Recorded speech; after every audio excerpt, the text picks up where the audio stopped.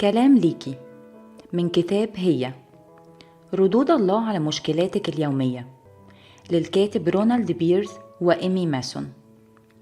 وسط ضغوط كبيرة عليكي، وسط أسئلة كتير ملياكي، بتحتاجي تسمعي إجابة من ربنا على كل اللي بيدور جواكي. والكاتب حط كتير من الأسئلة دي والإجابة عليها من كلمة ربنا. السؤال الأول: إزاي تحسي بالأمان وسط عالم متغير مش مستقر؟ وقال الكاتب: بالإيمان. فإيمانك هو الأساس المتين، زي المثال اللي قاله يسوع عن الشخص العاقل اللي بنى بيته على الصخر، فنزل المطر وهبت الريح ووقعت على البيت ده، لكن البيت ما وقعش لأنه كان مبني على الصخر. انت كمان محتاجة تبني حياتك على إيمانك، فمهما ضربتك صراعات الحياة هيفضل أساسك ثابت لأنه مبني على إيمانك بيسوع وكلمته ووعوده.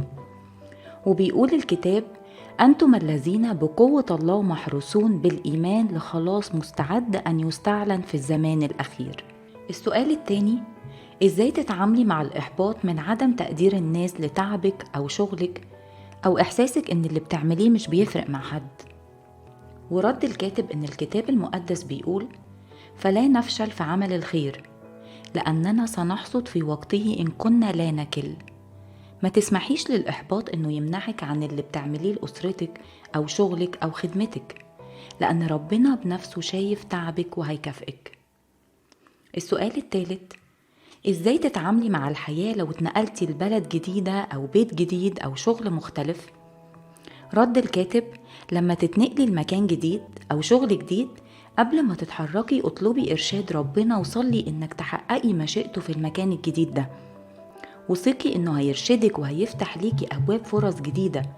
وبلاش قلق، وافتكري إن كل مخاوفك في الحياة ما حصلتش، وكتير فقدتي سلامك وفرحك بسبب قلقك. اعرفي إنه طول ما انتي بتاخدي رأي ربنا في كل أمور حياتك الصغيرة أو الكبيرة، فربنا موجود هناك في المكان الجديد، وهو جهز ليكي المكان وكمان هيجهزك انتي للمكان. السؤال الرابع: ليه دايما بتحسي إنك منهكة ومستنزفة؟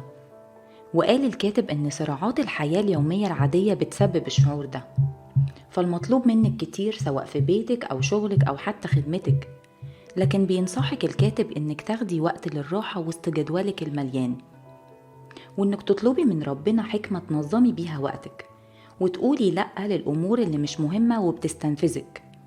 اطلبي باستمرار قوة من ربنا في بداية يومك وارمي بكل حملك عليه، فوعده بيقول إنه يعطي المعي قدرة والعديم القدرة يكسر شدة. السؤال الخامس: إزاي يستخدمك ربنا وإنتي حاسة إنك ملكيش أهمية ولا قيمة أو اللي حواليكي شايفينك بالصورة دي؟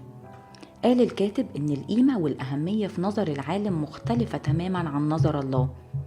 الله شايفك قيمة جدا، هو خلقك على صورته وشبهه، وضحى بابنه يسوع بس علشان تبقي بنته وتعيشي معاه للأبد. وتأكدي إن مفيش حاجة تقدري تعمليها تخلي ربنا يحبك أكتر، ولا حاجة عملتيها هتقلل من حب ربنا ليكي، لأن محبة ربنا كاملة وثابتة. والله بيفرح إنه بيستخدم الناس اللي شايفهم العالم مش مهمين علشان يحقق بيهم أمور عظيمة في ملكوته، زي التلاميذ اللي ما كانش ليهم شأن كبير في المجتمع. الكتاب المقدس بيقول: اختار الله جهال العالم ليخزي الحكماء، واختار الله ضعفاء العالم ليخزي الأقوياء، واختار الله أدنياء العالم والمصدرة وغير الموجود ليبطل الموجود. السؤال السادس: إزاي تتعاملي مع حزنك لفقد غالي عندك؟ قال الكاتب إن الحزن عند الفقد أمر طبيعي ومهم لأنه جزء من الشفاء.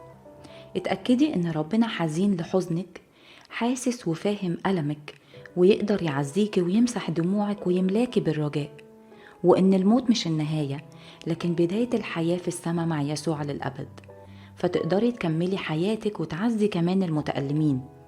هو وعد يشفي المنكسر القلوب ويجبر كسرهم.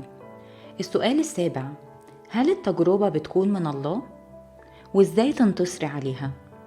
ورد الكاتب إننا كلنا معرضين للتجربة، فيسوع نفسه اتجرب من إبليس، والتجربة هي استراتيجية إبليس عشان يخلي الخطية شكلها مغري، فمنبع التجربة هو إبليس. لكن الانتصار على التجربة بيكون بمساعدة الله، ويقدر يخرج صلاح منها فتبقي أقوى في إيمانك، وتقدري تنتصري عليها بإنك تهربي وتصلي وتجنبي الأماكن أو الأشخاص اللي بتيجي منهم التجربة. وافتكري دايما إنك انتي صاحبة القرار والاختيار، فإبليس مش هيجبرك على الوقوع في الخطية. وثقي في وعد ربنا إن التجربة مش هتبقى أقوى منك أو أقوى من احتمالك، لكن دايما في منقذ بيبعته ربنا ليكي عشان تقاوميها.